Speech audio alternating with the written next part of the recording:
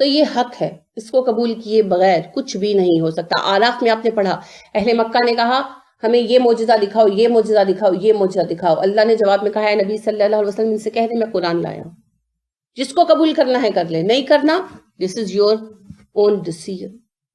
تو ہمیں بھی قرآن قبول کرنا ہے یا نہیں، یہ ہمارا ذاتی فیصلہ ہے۔ اقبال کہتے ہیں گر تمہیں خواہی مسلمان زیستن، نیست ممکن جز بقرآن زیستن۔ تو ایک مسلمان کی زندگی گزارنا چاہتا ہے، قرآن کے بغیر ممکن نہیں۔ اور اقبال کا وہ مقبول نغمہ ہے ہر لہجہ ہے مومن کی نئی شان نئی آن، تو اس کا بھی بڑا خوبصورت شعر ہے، یہ راز کسی کو نہیں معلوم کہ مومن قاری نظر آتا ہے، حقیقت میں ہے قرآن۔ تو جو قاری ہے مگر اپنے آپ کو قرآن پہ ڈھالتا ہے وہی مومن۔ کیونکہ اما عائشہ صدیقہ رضی اللہ تعالیٰ عنہ سے جب یہ سوال کیا ان کے اسٹوڈنٹس نے کہ نبی اکرم صلی اللہ علیہ وسلم کے اخلاق کیسے تھے، عادات کیسی تھی، اخلاق عادات، خلق عادت کو کہتے ہیں، عادات کیسی تھی، آپ رضی اللہ تعالیٰ عنہ نے ارشاد فرمایا کیوں کیا تم قرآن نہیں پڑھتے؟ نبی کریم صلی اللہ علیہ وسلم کی عادات منوان قرآن تھی، اس لیے نبی اکرم صلی اللہ علیہ وسلم کو علماء کہتے ہیں قرآن ناطق۔ کہ آپ صلی اللہ علیہ وسلم انسان کو کہتے ہیں نا حیوان ناطق بولنے والا، اسی پر انہوں نے وزن کیا ہے، قرآن ناطق بولنے والا قرآن، کہ آپ قرآن کا عملی نمونہ تھے۔ تو جتنا ہم قرآن کو اپنے اندر ڈھالیں گے، جتنا ہم خود کو قرآن پر ڈھالیں گے، اتنا ہی ہم مومن ہوں گے۔ باقی سب کچھ بعد میں ہے، اور قرآن کی ٹیکسٹ بک کو چھوڑ کر کوئی علم فائدہ نہیں دے گا۔ ادھورا علم دو دھاری تلوار ہوتا ہے، خود کو بھی کاٹتا ہے، دوسرے کو بھی کاٹتا ہے۔ اسی لیے کہتے ہیں little knowledge is dangerous thing.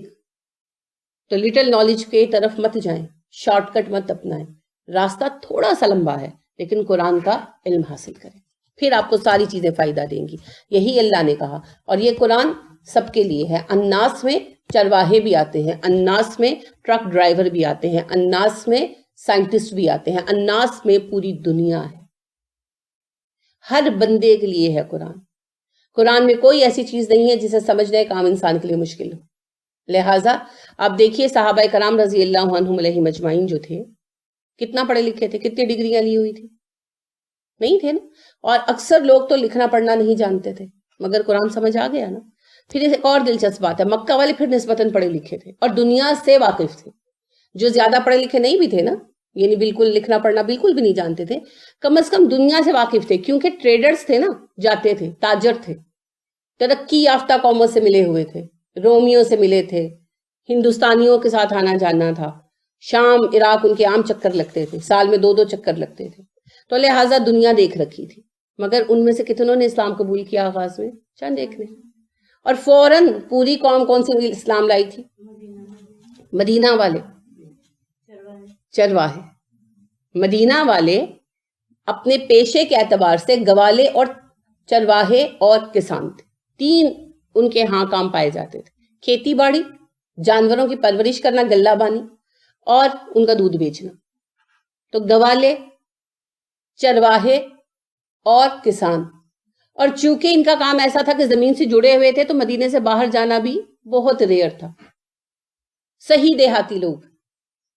اور مکہ میں کئی لوگ پڑھے لکھے تھے، مدینہ میں ٹاواں کوئی پڑھا لکھا تھا، اصل میں یہود پڑھے لکھے تھے، یہ پڑھے لکھے نہیں تھے بیچارے، ان کو یہود ڈھونڈتے تھے، کیونکہ پڑھے لکھے تھے نا، تو وہ کھاتے وغیرہ بھی خود لکھتے تھے، بہی کھاتے خود لکھتے تھے، تو ان سے بڑے بڑے فراڈ بھی کرتے تھے، ان پڑھ تھے یہ۔ مگر آپ دیکھیں قرآن کو کیسا سمجھا، کہیں ان کا دنیا کے علم سے لا علم ہونا یا ان کا چرواہا ہونا رکاوٹ بنا؟ لہٰذا آپ دیکھیے کہ ابو جہل طنز سے کہا کرتا تھا، اور جب یہ جنگ کے لیے بھی آئے بدر کی، تو عتبہ بن ربیعہ، شیبہ بن ربیعہ، ولید بن عتبہ سب سے پہلے نکل کر آئے مقابلے پر۔ تو ان کے مقابل جو ہیں 3 انصاری صحابی گئے، تو عتبہ بن ربیعہ نے کہا اپنا تعارف کراؤ، تو انہوں نے اپنا تعارف کرایا۔ تو آپ کو پتا ہے جاہلیت کا غرور تھا ان کے اندر، تو کہنے لگے محمد، وہیں سے اس نے پکار کر کہا عتبہ نے صلی اللہ علیہ وسلم، محمد ہم یہ یثرب کے چرواہوں سے لڑنے کے لیے نہیں آئے، یہ تاریخ کا ڈائلاگ ہے اس کا جو رقم ہے سیرت میں، محمد ہم یہاں یثرب کے چرواہوں سے لڑنے کے لیے نہیں آئے، ہم قریشی ہیں، ہمارے مقابل قریشیوں کو بھیج صلی اللہ علیہ وسلم۔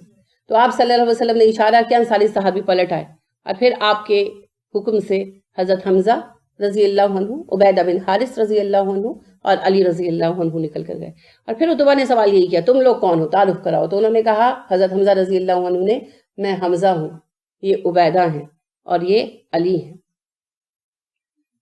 تو پھر کہنے لگا ہاں تم ہمارے مد مقابل ہو. پھر جنگ ہوئی.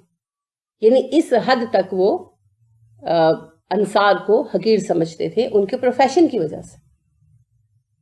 لیکن اللہ نے انہیں چنا، اور یہاں سے یہ دلیل قائم ہوتی ہے ہمیشہ کے لیے، قیامت تک کے لیے، کہ قرآن فہمی کے لیے کسی ڈگری کی ضرورت نہیں. ڈاکٹر فرحت صاحبہ نے ایک بات بیان کی کہ ان کے پاس ایک خاتون پڑھنے کے لیے آنا شروع ہوئی. تو انہوں نے بتایا کہ نہیں کس طرح وہ آئیں. تو انہوں نے بتایا کہ میں نے ایک میڈ رکھی، ینگ بچی تھی، اسے فل ٹائم کے لیے رکھا. تو اس نے کہا کہ مجھے ڈاکٹر صاحبہ کی کیسٹس لا دیں سننے کے لیے. تو ظاہر ہے وہ حیران ہوئی کہ تم ان پڑھ عورت لڑکی ہو تو تم نے کہاں سنی. تو وہ کہا جی پہلے جس گھر میں کام کرتی تھی وہ لوگ سنتے تھے. تو جو ہے نا ان کے سننے کا سبب کیا بنا ہی نہیں. وہ کہتی کہ وہاں ہم لوگ سنتے تھے اس طرح. تو انہوں نے کہا کہ اچھا وہ جیسے باتیں ہوتی ہیں کہ اچھا وہ پہلے سے جاتے تھے وغیرہ. اس نے کہا نہیں ایسی بات نہیں ہے، میں ان کے گھر کام کرتی تھی تو کچن میں میرا بستر وہ بچھاتے تھے. تو کچن کے باہر گلی تھی تو وہاں ایک ٹرک ڈرائیور اپنا ٹرک کھڑا کرتا تھا. تو صبح وہ جب کلیننگ وغیرہ کرتا تھا نا تو ٹرک میں چلاتا تھا لیکچر. تو میں نے ان باجی سے کہا کہ یہ مجھے بڑے اچھے لگتے ہیں تو آپ لائیں. تو انہوں نے سنا. پھر انہیں ظاہر ہے وہ پڑھی لکھی خاتون تھی، انہیں پتہ چلا ڈاکٹر صاحب آئے تو انہوں نے پھر ان کے لیکچر منگائے.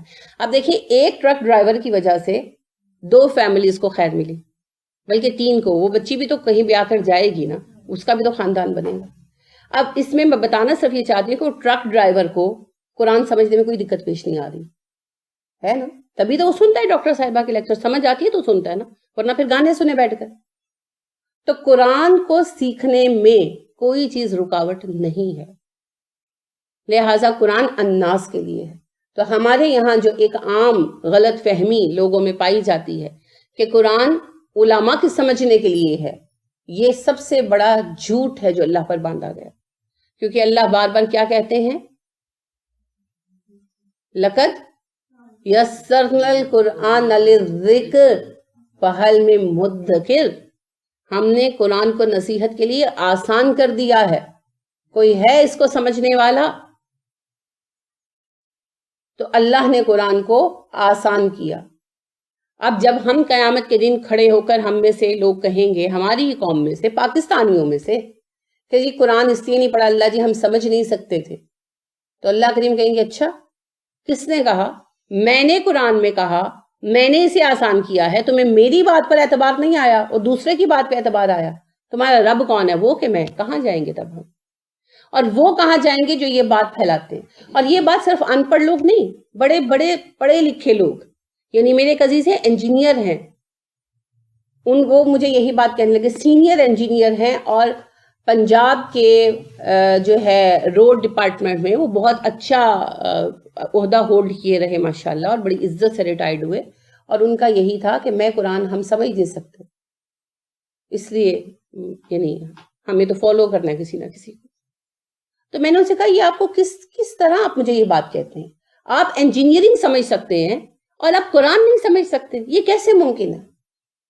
لیکن اللہ ان کے حال پہ رحم کرے، وہ ابھی تک یہ بات یہی قائم ہے کہ نہیں ہم قرآن نہیں سمجھ سکتے. تو یہ اللہ پر جھوٹ باندھنا ہے. قرآن الناس کے لیے ہے، ہر کسی کے لیے ہے. قرآن سمجھنے میں کسی کو کوئی دقت پیش نہیں آئے گی. ہاں تھوڑا بہت مشقت تو ہر کام کو سیکھنے کے لیے کرنی پڑتی ہے، وہ قرآن کے لیے بھی کرنی پڑے گی. لہٰذا میں اکثر لوگوں سے سوال کرتی ہوں جو کہتے ہیں نا ہم قرآن نہیں سمجھ سکتے، کہ بھئی آپ نے کتنے سال لگا دیے، مشقت کر لی اور آپ کو قرآن سمجھ نہیں آئے جو آپ یہ کہہ رہے ہیں. ٹرائی کیے بغیر، آزمائے بغیر ہی آپ دعوے کر رہے ہیں. ایک دفعہ کوشش تو کریں، پھر جب فیل ہوں پھر بتائیں. تو لہٰذا قرآن الناس کے لیے ہے اور قرآن ہی حق ہے. اب قرآن سے ہدایت بھی ملے گی اور قرآن کو گمراہی کا ذریعہ بھی بنایا جا سکتا ہے، یہ ہمارے اوپر منحصر ہے. قرآن کے ذریعے ہی سارے تعویذ لکھے جاتے ہیں، قرآن کے ذریعے ہی ٹونے کیے جاتے ہیں، یعنی جو ٹونے ٹوٹکے کرنے والے بابے بیٹھے ہیں، اور قرآن ہی کے غلط معنی بیان کیے جاتے ہیں. جو لوگ آج گمراہیاں پھیلا رہے ہیں وہ بھی تو قرآن کی ہی آیتیں پڑھتے ہیں نا، اور ان کے غلط معنی بیان کرتے ہیں. پھر سب سے بڑی بات یہ ہے کہ قرآن کو اپنا لیا تو ہدایت اور قرآن کو چھوڑ دیا تو گمراہی. تو اللہ نے کہا کہ جب آپ قرآن پڑھتے ہیں سیکھتے ہیں تو اگر اپنا کر ہدایت پاتے ہیں تو یہ آپ کی اپنی ذات کے لیے فائدہ مند ہے، اور اگر چھوڑ کر گمراہی کو چنتے ہیں تو یہ آپ کی ذات کے لیے ہی نقصان دہ۔ جو اپنے نفس کو سنوارتا ہے کس کے لیے؟ اپنی ذات کے لیے، اور جو گمراہی کو قبول کرتا ہے اپنی ذات کے لیے۔ ولا تزر وزرۃ وزر اخری، کوئی ایک دوسرے کا بوجھ نہیں اٹھائے گا۔ تو نہ یہ بوجھ جو ہے وہ ہادی کے لیے ہے اور نہ ہی استاد کے لیے۔ پڑھانے والے کا ذمہ صرف پڑھانا ہے اور صحیح بات پہنچانا، یہ ذمہ ہے، خالص علم پہنچانا یہ ذمہ ہے۔ باقی اب کوئی اس سے ہدایت اختیار کرے یا گمراہی، یہ پڑھانے والے کا ذمہ نہیں ہے۔ یاد کریں سورہ بقرہ کی آیت، اس بارے میں کون سی ہے بڑی مشہور؟ یضل بہ کثیرا ویہدی بہ کثیرا، کہاں سے، کیا کس بات سے شروع ہوتی ہے یہ آیت؟ عربی نہیں تو چلے ترجمہ ہی بتا دے۔ جی، جب اللہ مچھر کی مثال بیان کرتے ہیں، ان اللہ لا یستحی ان یضرب مثلا ما بعوضۃ فما فوقها فاما الذین آمنوا فیعلمون انہ الحق من ربہم فاما الذین کفروا فیقولون ماذا اراد اللہ بہذا مثلا یضل بہ کثیرا ویہدی بہ کثیرا وما یضل بہ الا الفاسقین الذین ينقضون عہد اللہ من بعد میثاقہ ویقطعون ما امر اللہ بہ ان یوصل ویفسدون فی الارض۔ ایسے ہی ہے، اللہ کہتے ہیں، اللہ قرآن میں مچھر سے بھی حقیر چیزوں کی مثال بیان کرتا ہے اور اس پر اسے کچھ شرم نہیں آتی۔ تو مومن تو جانتے ہیں ہر بات حق ہے جو اللہ کی طرف سے آ رہی ہے، کافر کہتے ہیں لو ایسی مثالوں سے اللہ کیا بتانا چاہتا ہے؟ اللہ کئیوں کو ہدایت دینا چاہتا ہے اور کئیوں کو گمراہ کرتا ہے انہی مثالوں سے، اور اللہ کسی کو گمراہ نہیں کرتا سوائے اس کے کہ وہ فاسق ہو، اور فاسق وہ ہیں جو اللہ کا عہد توڑتے ہیں، اور فاسق وہ ہیں جو رشتے کاٹتے ہیں، اور فاسق وہ ہیں جو زمین میں فساد پھیلاتے ہیں۔ اب آپ دیکھیے کہ لٹل نالج والے ہمارے بچے جو فقیہ بن کر نکلتے ہیں نام نہاد، کیا وہ یہی کام نہیں کرتے؟ اللہ کا عہد توڑتے ہیں، لہذا شرک کی طرف دعوت دیتے ہیں بحث کر کر کے، بدعت کی طرف دعوت دیتے ہیں بحث کر کر کے، اللہ کا عہد توڑتے ہیں، رشتے کاٹ ڈالتے ہیں، جو ان کے فقہ کا، ان کے فقہی نقطہ نظر کا انکار کرے اس سے رشتے کاٹ ڈالتے ہیں، اور انہی کی وجہ سے یہ جماعتوں کا فساد ہے نا۔ اگر سب قرآن کی طرف پلٹ آئیں تو ایک ہو جائے، تو پھر ان کو گمراہی ملتی ہے اسی قرآن سے۔ تو اصل میں قرآن میں ہر چیز ہدایت کے لیے ہے، مسئلہ صرف اس بات کا ہے اینگل سیٹ کریں، اپنا نقطہ نظر تبدیل کریں۔ ہمارے کالج میں فائن آرٹس میں پڑھایا جاتا تھا، میں نے تو خیر نہیں پڑھا، لیکن وہ فائن آرٹس کی ٹیچر جو تھے گراؤنڈ میں بٹھا کر پڑھا رہی ہوتی تھی، تو میں نے ان کا جملہ سنا۔ انہوں نے کہا کہ ایک پاٹ رکھا ہوا تھا، انہوں نے اس کی ڈرائنگ کرائی تو پاٹ اٹھانے نہیں دیا، منع کر دیا اس کو کوئی اٹھائے گا نہیں۔ تو اگلے دن نا سب کی پوزیشن چینج کر دی، کہا کہ پاٹ بناؤ، اس کو دوبارہ اس پاٹ کو بناؤ۔ تو وہ جیسا کہ بچوں میں ہوتا ہے کہ وہ کہنے لگی کہ نا میم کل تو بنایا تھا، تو کہنے لگی کہ نہیں، ہر چیز کو ڈفرینٹ اینگل سے بنایا کرو، ایک اینگل سے دیکھو گے تو ہمیشہ ایک ہی چیز نظر آئے گی، مختلف اینگل سے دیکھو گے، زاویوں سے دیکھو گے تو چیز بدل جائے گی۔ اشفاق احمد صاحب کا پروگرام بھی چلتا تھا نا زاویہ، جس پر کتاب بھی لکھی گئی۔ زاویہ بڑی اہم چیز ہے، نقطۂ نظر، اینگل، کہاں سے بیٹھ کر کہاں دیکھ رہے ہو۔ اس لیے میں آپ کو کہتی ہوں کہ جب کسی بندے کے ساتھ آپ کے کوئی انبن ہو، کوئی مسئلہ ہو، تو کوئی بھی ری ایکشن شو کرنے سے پہلے اپنے آپ کو اس کی جگہ رکھ کر سوچیں کہ اگر اس کی جگہ میں ہوتی تو میں کیا کرتی۔ تو 99% کیسز میں آپ دیکھیں گے کہ آپ شاید اس سے بھی زیادہ شدید رد عمل ظاہر کرتے، کیونکہ ہمیں جو بات ہلکی لگ رہی ہوتی ہے دوسری پوزیشن پر کھڑے بندے کو بہت مشکل لگ رہی ہوتی ہے۔ یعنی کہ جیسے اکثر ہمیں شوہروں سے شکایت ہوتی ہے کہ بھئی اپنی والدہ یا بہن کے مقابلے میں ہماری حمایت نہیں کی، چپ کر کے بیٹھے رہے، غصہ آتا ہے اس بات پر۔ مگر کبھی شوہر کی جگہ پر اپنے آپ کو رکھ کر دیکھے تو اس پر سب کی طرف سے بوجھ ہوتا ہے، وہ کس کو منائے کس کو چھوڑے، ہے نا۔ یہ ایک نارمل سی بات ہے، ہر گھر میں کبھی نہ کبھی پیش آتی ہے۔ تو شوہر کی جگہ کبھی اپنے آپ کو رکھ کر دیکھیں کہ اس کو کیسی لگامیں ڈالی گئی ہوتی ہیں، ہر کوئی کھینچ رہا ہوتا ہے نا، تو وہ کدھر جائے۔ تو یہی بات ہے، اینگل بدلیں گے تو رویے بدلیں گے۔ اسی طرح کام والیاں کبھی کوئی کام چھوڑ جائیں تو ہم غضبناک ہوتے ہیں نا. مگر کبھی اس بات کو ذہن میں رکھ کر سوچیں کہ اگر ہمیں اتنے گھروں کی صفائی کرنی پڑے تو ہم کیا کریں, ہے نا. لہٰذا جب ہم اپنے آپ کو اگلے کی جگہ پر رکھ کر اینگل بدل کر دیکھتے ہیں تو پتہ چلتا ہے کہ اتنا بھی غلط نہیں تھا جو ہوا.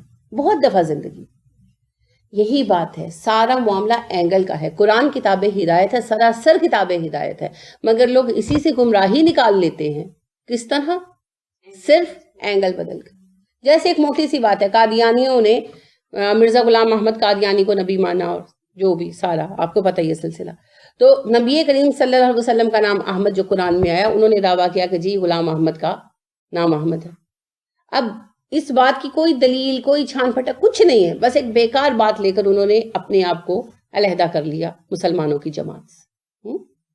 تو جہاں بھی بات کو گھمایا جائے گا وہاں گمراہی آئے گی. قرآن خود کتاب ہدایت یہ کسی کو گمراہ نہیں کرتا, لیکن اس کے احکامات کو لے کر یا بعض اوقات احکامات سے تنگ دل ہو کر اپنی منمانی نہ ہوتی ہوئی دیکھ کر لوگ گمراہی اپنا لیتے ہیں, تو یہ پھر ان کا ذاتی فیصلہ ہے. اب جو ہدایت کی طرف آئے گا, ظاہری بات ہے کچھ نہ کچھ قربانیاں دینی پڑیں گی, تو ان قربانیوں کا فائدہ کسے ہے؟ ہدایت اختیار کرنے والے کو.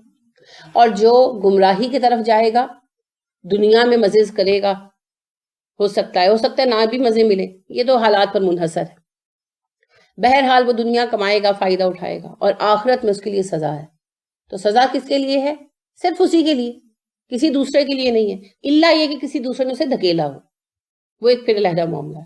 جیسے آپ نے پڑھا ہے, اور آپ ابھی اس معاملے کو مزید پڑھیں گے کہ جو جہنمی پہلے جہنم میں گئے ہوں گے, بعد میں آنے والوں کے لیے وہ اللہ سے کہیں گے کہ اللہ جی انہوں نے ہمیں گمراہ کیا, ہمارے بڑوں نے, ان کو دوہری سزا دو. تو جو بڑے ہوں گے وہ کہیں گے کیوں, تم نے اپنی مرضی سے گمراہی چنے, تمہیں کیا ہم پر جو ہے وہ ایڈوانٹیج حاصل ہے, برتری حاصل ہے کہ تمہیں جو ہے آدھی اور ہمیں دوہری سزا دی جائے. تو اللہ اس پر تبصرہ کرتے ہوئے کہتے ہیں سزا سب کی دوہری ہے, شعور نہیں ہے بس اس بات. تو اگر کسی نے دوسرے کو گمراہ کیا تو اس کو پھر اس کی گمراہی کا حصہ بھی ملے گا, لیکن جس کو کسی نے گمراہ نہیں کیا اور خود ہی انہوں نے گمراہی کو اپنایا اپنی مرضی کے ساتھ اور ہدایت کو نظر انداز کیا, تو ساری کی ساری سزا اسی کی جان کے لیے. اور جو کسی کے انویٹیشن پر بھی گمراہی میں انوالو ہوتا ہے نا, تو جس نے گمراہی کی طرف انوائٹ کیا اس کو تو سزا ملے گی اس کو گمراہ کرنے کی, لیکن جس نے گمراہی کو قبول کیا اس کی سزا میں کمی نہیں ہوگی اس بنا پر, کیونکہ اپنی عقل کہاں گئی تھی. کوئی زہر کہے گا تو پی لو گے, تب تو بڑی عقل آئے گی. اچھا کوئی پیسے مانگ لے, کوئی بھی مانگ لے, تو ہم ڈسکس کرتے ہیں نا 10 روپے دینے سے پہلے بھی کیوں دے, اپنا بچہ بھی مانگتا ہے آ کر نا, تو ہم پوچھتے ہیں کیا کرنا, کیوں کر چاہیے. اور دین اتنی ہلکی چیز ہے کہ جو بھی کہے ہم مان لیں. کیوں بھائی, کیسے؟ پہلے پوچھو, سوچو, غور و فکر کرو, پھر بات کرو. تو لہٰذا گمراہی میں وہی پڑتے ہیں جو کہیں نہ کہیں چاہتے ہیں کہ ہم گمراہ ہو جائیں, کہیں نہ کہیں اپنی منمانی چاہ رہے ہوتے, ورنہ دین کی رسی پکڑ کر چلنا اتنا مشکل نہیں. رسی پکڑیں تو پھر ہے نا, جو چھوڑنے کا بہانہ ڈھونڈ رہا ہو اسے کون بچائے. یعنی آپ میلے میں گئے ہیں یا کسی مجمع میں گئے ہیں, تو بچے نے ہاتھ پکڑ رکھا ہے تو گم نہیں ہوگا, اور جہاں بچہ خود ہاتھ چھڑا کر الگ ہو جائے اس کو گم ہونے سے کون بچائے گا. تو ہم بھی ہاتھ چھڑا کر گم ہوتے ہیں تو گم ہوتے ہیں, ورنہ قرآن ایسی رسی ہے جسے پکڑنے والا کبھی بھی گم نہیں ہو سکتا. تو اللہ رب کریم نے ہمیں حکم بھی یہی دیا ہے نا, وَاعْتَصِمُوا بِحَبْلِ اللَّهِ جَمِيعًا وَلَا تَفَرَّقُوا, اللہ کی رسی کو مل کر پکڑو مضبوطی کے ساتھ, کبھی گروہ بندیاں مت کرنا. اور اللہ کے نبی صلی اللہ علیہ وسلم نے فرمایا القرآن حبل اللہ, اللہ کی رسی قرآن ہے. تو قرآن کو پکڑ لو مل کر, تفرقوں میں نہ پڑو. اب قرآن کی رسی چھوڑ دی, اپنے مدرسوں کا علم سیکھا اور اسی کو لے کر بیٹھے ہوئے ہیں, اور اسی وجہ سے گروہ بندیاں کر رکھی ہیں. تو مجھے اس کی بڑی اچھی ایک مثال جو ہے وہ نظر میں آتی ہے. یعنی مجھے جب میں یہ آیت پڑھتی ہوں, اس پر غور کرتی ہوں, تو ویژولائز ہوتی ہے مجھے یہ چیز. سمندر کے اندر تحقیق کے لیے غوطہ خور اتارے جاتے ہیں, اور انہوں نے آکسیجن سلنڈر لگا رکھے ہوتے ہیں, ٹائم ہوتا ہے ان کا کہ اتنی دیر یہ آکسیجن سلنڈر چلنا ہے. تو سمندر کے اندر جو غاریں ہیں ان کی وہ جو ہے نا ریسرچ کے لیے بھیجے جاتے ہیں. اب وہ غاریں پانی کے کٹاؤ کے ساتھ خود بخود بنی ہوئی ہیں، تو کہاں کہاں کہاں کہاں چلی جاتی ہیں کوئی نہیں جانتا. تو وہاں جا کر کوئی واپس نہیں آ سکتا.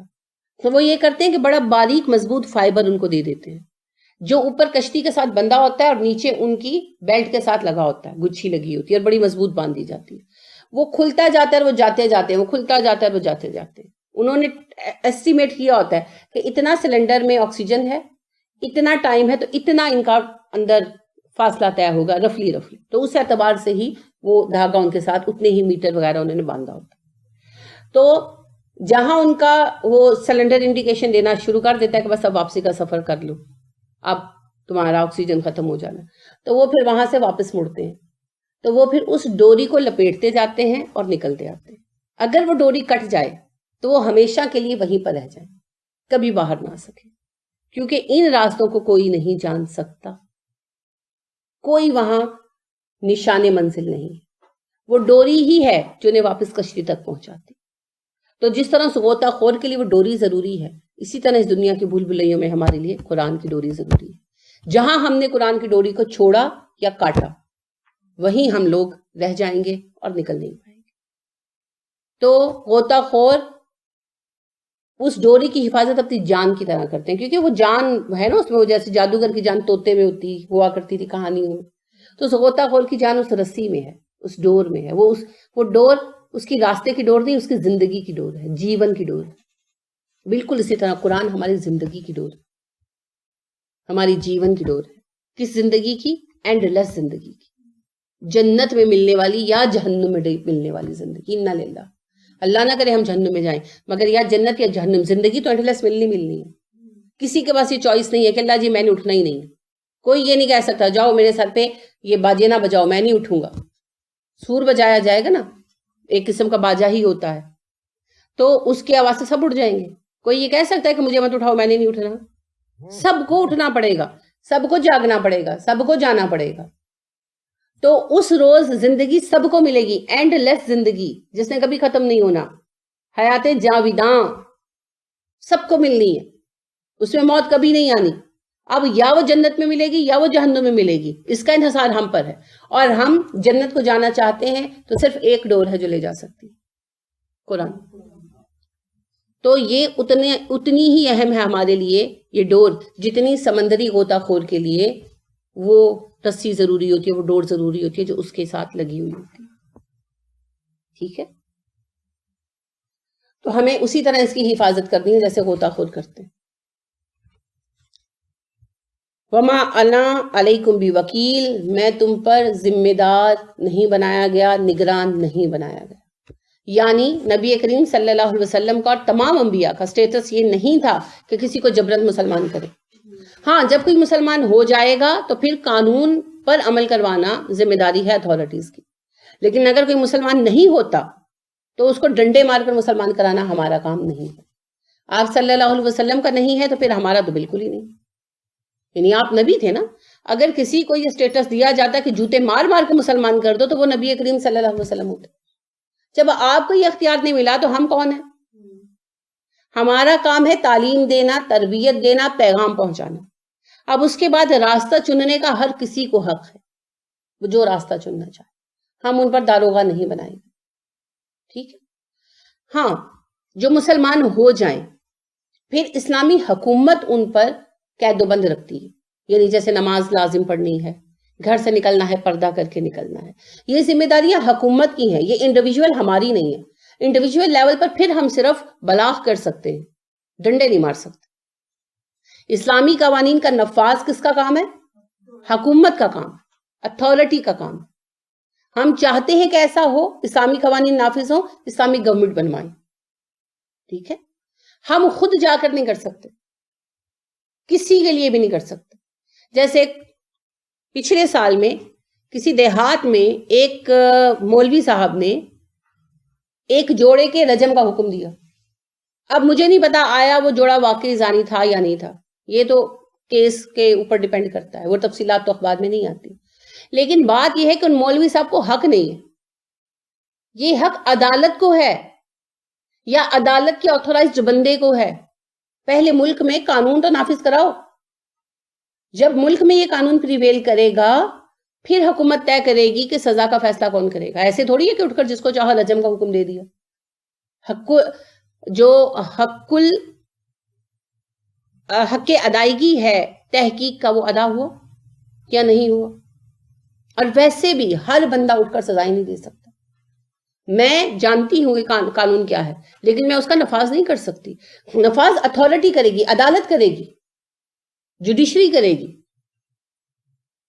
تو ہر ایک چیز میں اسی طرح کہ بھئی کوئی نماز نہیں پڑھ رہا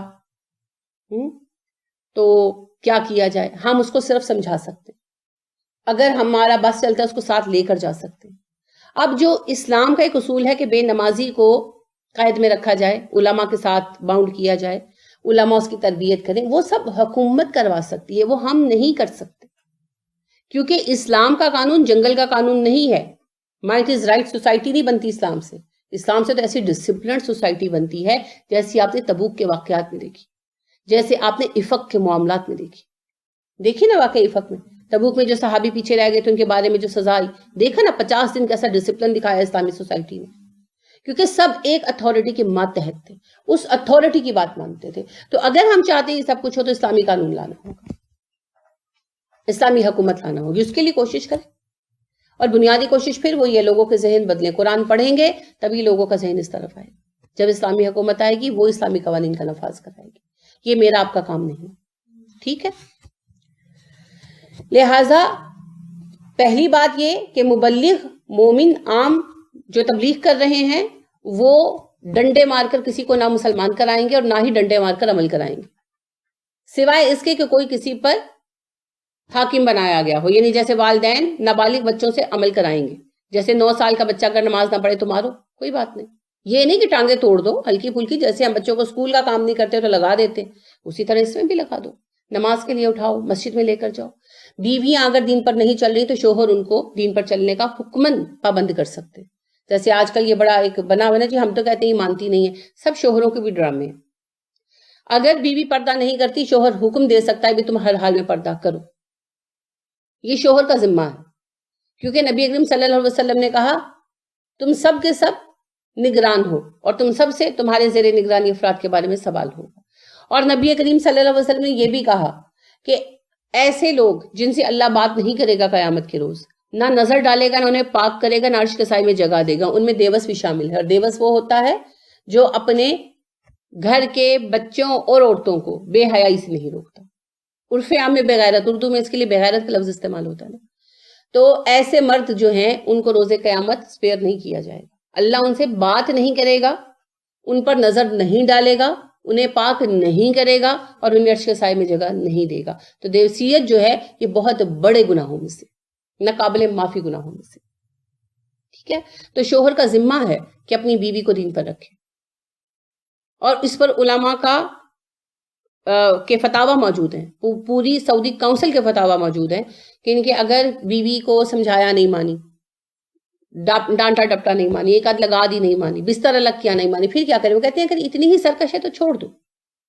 کیونکہ صرف ایک فزیکل ریلیشن کے لیے تو بیوی نہیں رکھی، گھر کے نظام کے لیے ہے بیوی، اور بچوں کی پرورش کے لیے ہے. اگلی نسل کس طرح کے لوگوں کے مابین پروان چڑھاؤ گے؟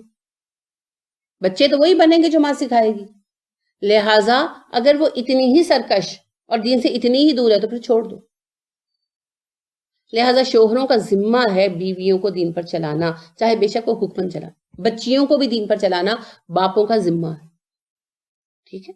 اب اس کے علاوہ باقی جو رشتے ہیں، جیسے بہنیں شادی شدی ہو کر چلی گئی، اپنی مرضی کر رہی ہیں، اب ان کو ہم پیغام دے سکتے ہیں، ان پر ہمیں روب جمانے کی، حق جتانے کی اجازت نہیں. ان کے شوہروں کا کام ہے. ٹھیک ہے؟ اب اوور آل پوری مسلم سوسائٹی کو دین پر لے کر چلنا 2 گروہوں کا کام ہے، علماء کا اور حکومت کا. علماء کا ذمہ بلاغ کا ہے، حکومت کا ذمہ نظم و ضبط قائم کرنے کا. جیسے سعودیہ میں ہے نا، باقاعدہ نماز ہر کسی نے پڑھنی ہے، نماز کے وقت سٹورز بند کرا دیے جاتے ہیں، اگر کوئی سٹور بند نہ کرے تو اس کو ہیوی فائن کیے جاتے ہیں. لہٰذا جیسے ہی اذان ہوتی ہے فوراً وہ سب کچھ چھوڑ کے نکل جاتے ہیں. کسٹمر آتے ہیں، پیسے لے کے کھڑے ہوتے ہیں بڑے بڑے ڈپارٹمنٹل سٹورز پر، وہ پلٹ کر بھی نہیں دیکھتے، کیونکہ انہیں پتا ہوتا ہے کہ یہ اس وقت اگر ہم لیٹ سپوز کہ 1,00,000 ریال کما لیں گے تو ہمیں چاہے 50 لاکھ حکومت جو ہے فائن کر دے، ہمیں بھی دینا پڑے گا، لہٰذا اس وقت پھر کوئی نہیں ٹکتا، سب نکل جاتے ہیں۔ تو پھر جو آؤٹ سائڈرز ہیں، جو نہیں بھی اس روٹین کے پابند، انہیں بھی پھر نماز پڑھنی پڑتی ہے، اور متوع سب پہ سوار ہو جاتے ہیں، جو متوع فورس ہے وہ سب پہ سوار ہو جاتی ہے، یا صلاح، سب کو یا صلاح، چلو نماز کے لیے چلو، سب کو نکالتے ہیں۔ تو وہ پھر حکومت کا کام ہے۔ اب جب حکومت اس چیز کو قائم کرتی ہے نا، پھر کوئی چون چرا نہیں کر سکتا۔ ایون دبئی وغیرہ میں بھی یہی سسٹم ہے، حالانکہ وہاں عیاشی کے بھی بڑے مواقع ہو گئے ہیں پیدا بدقسمتی کے ساتھ، لیکن نماز کا وہاں بھی یہی سسٹم، اور سب کو جانا پڑتا ہے، چلو چلو چلو چلو چلو، سب کو نکال دیتے۔ تو یہ حکومت کرے گی۔ اسی طرح پردے کے لیے انہوں نے پابند کر دیا سعودیہ نے، کہ 9 سال سے بڑی بچی کسی صورت بے پردہ گھر سے نہیں نکل سکتی۔ اب انہوں نے نیچے جینزیں بھی پہنی، کیپریاں بھی پہنی ہے، تو اوپر انہوں نے بایا پہنا، ٹھیک ہے۔ اب یہ چیز جو ہے نا، یہ حکومت ہی کر سکتی، ہم کریں گے نا تو شر پیدا ہوگا۔ تو پھر ہمیں حکومت کو بدلنا ہے، حکومت کو بدلنا ہے۔ لیکن مسئلہ پتہ ہے کیا ہے؟ اب جو حکومت اسلامی مشیر رکھتی ہے، ان کی سوچ وہی ہے نا، فقہی، گروہی۔